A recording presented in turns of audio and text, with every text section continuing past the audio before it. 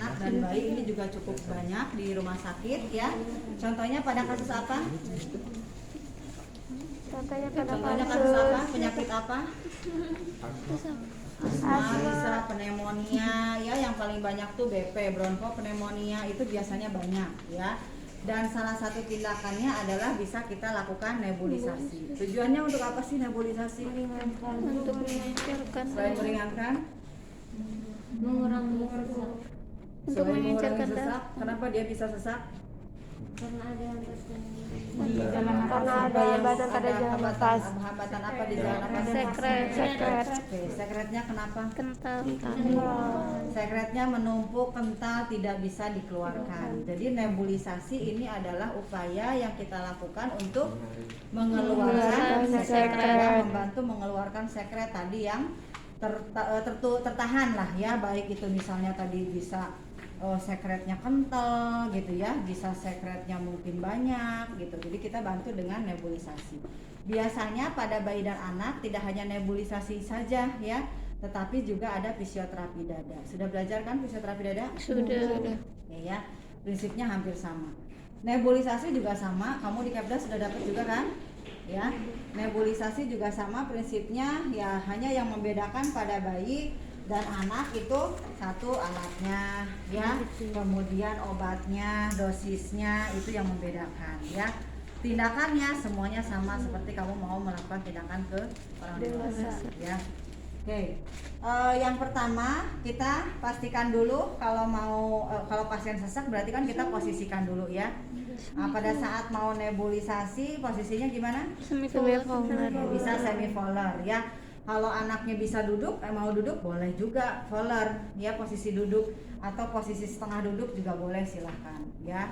Oke, kemudian setelah kita posisikan diapain? Ini nggak dilengkapin ininya. Obatnya di mana? Kurang lengkap. Diapain? Oke, ini sebetulnya bisa saja mau disimpan di dada pasien gitu ya, mau disimpan di samping, kiri kanan, tergantung kondisi pasiennya aja. Kalau pasiennya bisa duduk ya di atas, biasanya kan sambil pegang bantal anaknya, nanti disemperin alas ya. Pada saat dia bisa mau batuk kan kita sediakan tadi biar nggak kotor kena bantal, kena tempat tidurnya gitu ya, kita siapkan alas perlaknya. Oke, kemudian boleh kita bersihkan dulu bagian sebelumnya, sesudahnya biar efektif lah. Kalau misalnya ternyata di hidungnya banyak upil yang kering gitu ya, kan itu akan mengganggu inspirasi, menginhalasi obatnya juga gitu ya. Jadi harus kita pastikan dulu ini bersih gitu ya. Nah, itu boleh dibersihkan dulu dan setelahnya juga sama kita bersihkan. Oke, kita siapkan dulu alat-alatnya ya, sungkupnya disesuaikan dengan usianya.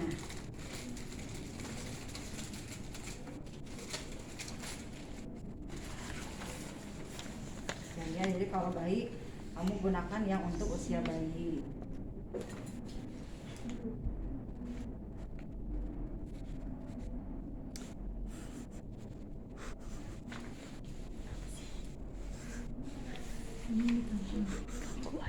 Ya, bisa dibuka, sebetulnya bisa dibuka begini, nggak dibuka juga di sininya boleh ya. Jadi nggak usah dibuka, nanti kamu tinggal masukinnya dari lubang sini. Oke, apa yang kamu isi? Biasanya sih kalau di rumah sakit ya untuk bayi ada beberapa yang tidak, karena untuk mengencerkan dahaknya saja ya, mengeluarkan dahaknya saja. Ada yang hanya pakai NaCl-nya aja ya, ada yang pakai Pentolin juga, ada yang pakai Disolvon, obat Ambroxolnya gitu ya. Itu tergantung instruksi dari medisnya saja ya.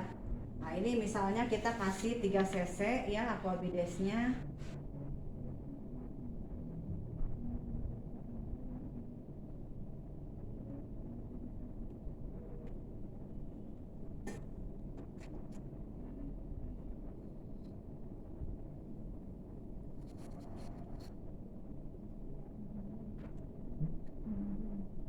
Oke, kemudian kalau misalnya ternyata harus pakai obat obat Ambroxol, ya tergantung ini dosisnya berapa juga ya.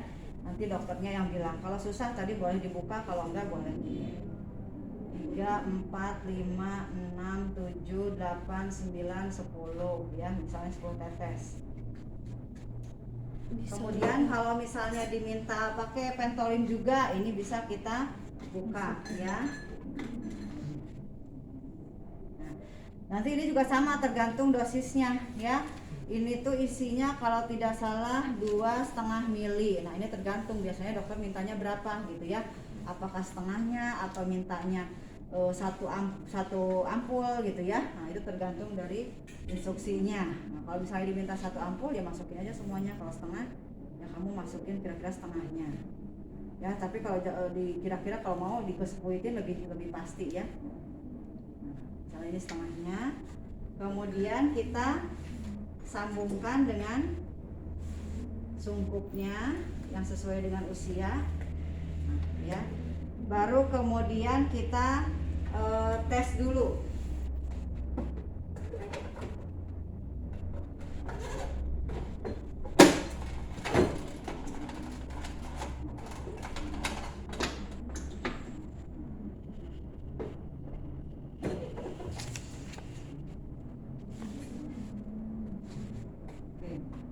Kita cek dulu. Nah ini ya kalau sudah keluar, kemudian kita kasih tahu orang tuanya atau si anak kalau dia sudah kooperatif ya. Kalau dia mau pegang di gini boleh ya, mau dipasangin ke sininya juga boleh ya. Kalau anaknya tidur misalnya ya, boleh nggak Bu sambil tidur? Boleh, nggak apa-apa ya. Yang penting prinsipnya adalah si anak ini bagaimana caranya biar dia tetap bisa bernafas ya, inspirasi, ekspirasi, inspirasi itu. Kalau nangis gimana? Biarin aja, karena sambil nangis juga dia bernafas ya. Jadi nggak usah di stop gitu. Oke, ini kita pasang. Kalau ini kegedean ya, berarti bukan untuk bayi, masa sampai lupa Masker. nah, ya. Oke, ini kita pasang. Ini untuk anak, berarti bukan untuk bayi. Oke, ya. Kemudian kita posisi tadi ya tetap dia semicolor, baru kemudian kita nyalakan. Nah ini kalau bisa ya kita mendampingi sampai dengan selesai ya, karena biasanya kalau kita tinggal, nah ini satu alat nebu kemana, bayi kemana, anak kemana gitu ya, jadi nggak ada yang dihirup juga sama si anak, sayang gitu ya. Padahal di sini kan sudah ada obatnya, ada ventolinnya, ada ambroxolnya gitu ya. Nah kalau misalnya ini benar dilakukan, itu bisa efektif membantu mengeluarkan dahaknya ya. Makanya lebih baik dipastikan atau kasih tahu ibunya, Bu kalau ini nih asapnya udah nggak ada, baru boleh dimatiin gitu ya. Atau anaknya nggak apa-apa nih mau lepas juga maskernya, tapi kalau masih seperti ini biarin anaknya menghirup aja ya. Kalau lagi nebu begini kemudian dia mau muntah, boleh kamu matiin dulu ya, matiin dulu. Nanti kemudian kamu mau muntah ya muntahin aja dulu ya, nanti kemudian kita pasang lagi ya. Pastikan ininya sudah habis. Jadi kalau misalnya mau sampai pokoknya tuh kalau misalnya udah habis kan dia nanti nggak ada uapnya berkurang gitu ya. Tapi kalau masih banyak ini uapnya masih cukup kelihatan ya. Nanti lama-lama ini ya kurang lebih biasanya 10 sampai 15 menit. Kamu cek lagi, balik lagi ke ruangannya udah selesai atau belum ya. Oke. Oke, kalau sudah kemudian kita bersihkan lagi ya, tadi hidung kemudian mulut ya. Nah ini karena biasanya tadi kayak keringetan gitu ya, panas, terus sesak juga biasanya ya, karena dia ada obat-obatannya juga ya. Oke, kita simpan bayinya, atau kalau misalnya bayinya kooperatif bisa kita lanjutkan dengan fisioterapi dada. Gimana caranya fisioterapi dada? Perlu terlalu keras ya. Jadi pelan-pelan saja. Kita dengarkan dulu. Tadi boleh misalnya mau sekarang bisa, mau sebelum di nebu juga boleh. Kamu dengarkan kira-kira sekretnya tuh numpuknya di mana? Apakah numpuknya di kanan, di kiri atas, di kanan atas ya, di kiri bawah, di kanan bawah, itu di mana? Kalau misalnya kan kita pakai prinsipnya gaya gravitasi. Kalau dia numpuk di sini, ya posisi yang bisa kamu lakukan adalah bisa posisi begini, ya, polar, atau bisa posisi miring ke sini, ke kanan, ya. Kalau misalnya dia numpuknya di kiri, karena kan ini pasti lebih tinggi, dia akan jatuh dulu ke sana, kemudian nanti dia akan mudah mengeluarkan sekretnya, ya. Nah, caranya bisa dari bagian depan atau bisa dari bagian punggung belakang, ya. Nah, biasanya sampai bayi, kalau bayi sih sambil bagian belakang didunggingin begini, ya. Cukup kita tepuknya pelan-pelan aja, nah, ya. Terutama di bagian yang tadi kamu dengarkan sekretnya lebih banyak menumpuknya, ya. Nah, ini bisa ditepuk-tepuk, ya. Atau kita lakukan gaya selain clapping, fisioterapi dada apa lagi? Vibrasi, ya. Vibrasi ini harus harus kenceng nih tangannya, ya.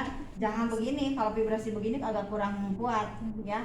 Jadi harus benar-benar begini, sampai kamu tangannya bisa menggetarkan dadanya, ya. Nah, biasanya sih kalau pada anak vibrasi nggak kerasain, ya.